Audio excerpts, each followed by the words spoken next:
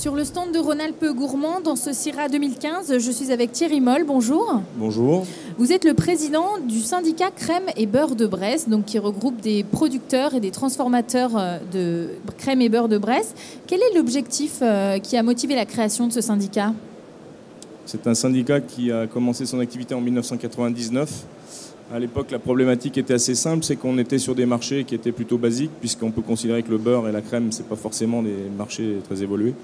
Et donc l'idée, c'était de monter une filière et de défendre ces produits. L'idée, voilà, c'était de revaloriser le produit, de lui donner une meilleure notoriété. D'abord, de prouver qu'il était différent et mieux que les autres. Et en quoi il est différent? Bah, écoutez, en quoi il est différent, je dirais que pour obtenir une AOC, il faut d'abord prouver un lien au terroir, il faut prouver, je dirais que c'est fabriqué avec amour, et qu'il y a des standards de qualité qui sont élevés. Donc ça veut forcément dire qu'à l'arrivée, une AOC, c'est significatif et ça veut dire quelque chose. Donc voilà, justement, en 2012, vous avez obtenu l'appellation d'origine contrôlée. Qu'est-ce que ça a changé pour vous ? L'AOC, c'est le Graal. On a commencé en 1999, on a fini en 2012. Donc, vous voyez, ça a duré 13 ans, donc c'est quand même assez long. Ça passe par des commissions, des enquêtes, enfin bref, un dossier assez long, assez épais. Donc oui, c'est le Graal, c'est le passeport, entre guillemets, c'est l'examen, on a réussi, quoi.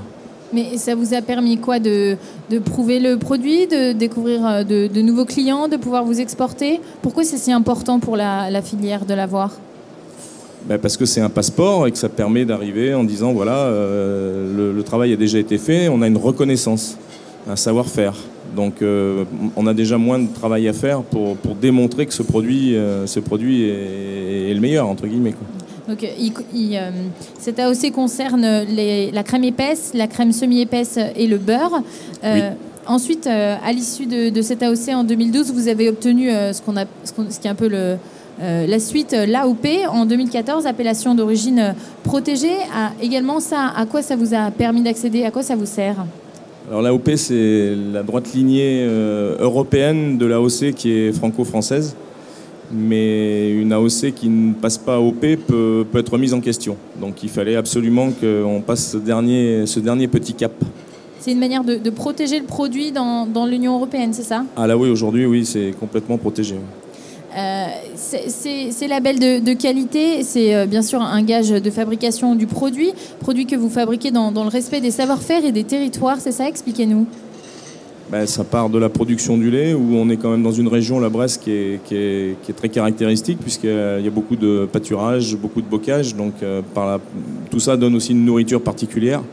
Et à partir de là, on a un lait particulier avec des qualités de matières grasses qui sont différentes et qui nous permettent de faire des crèmes et des beurres de qualité.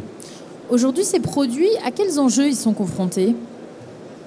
Ce que je vous disais tout à l'heure, ils sont confrontés sur des marchés où il y a une concurrence importante. On a des marques nationales, voire internationales. Il faut arriver à prouver quelque chose aujourd'hui pour rentrer sur des marchés comme ça et pouvoir se développer surtout. Sans ces appellations, sans ces labels, vous étiez peut-être menacé ? Je ne sais pas si on était menacé, mais c'est clair qu'on risquait de rester au moins dans une zone géographique assez confidentielle. Ouais. Et là maintenant, vous êtes en train d'essayer d'étendre votre territoire de distribution ? Oui, le syndicat a mis beaucoup sur la communication et l'objectif, c'est effectivement de sortir de la Bresse, aller en Rhône-Alpes, en Bourgogne, sur la région parisienne. Voilà, on va dire que c'est les premières étapes. Comment on peut essayer de faire ça? Par quelle stratégie?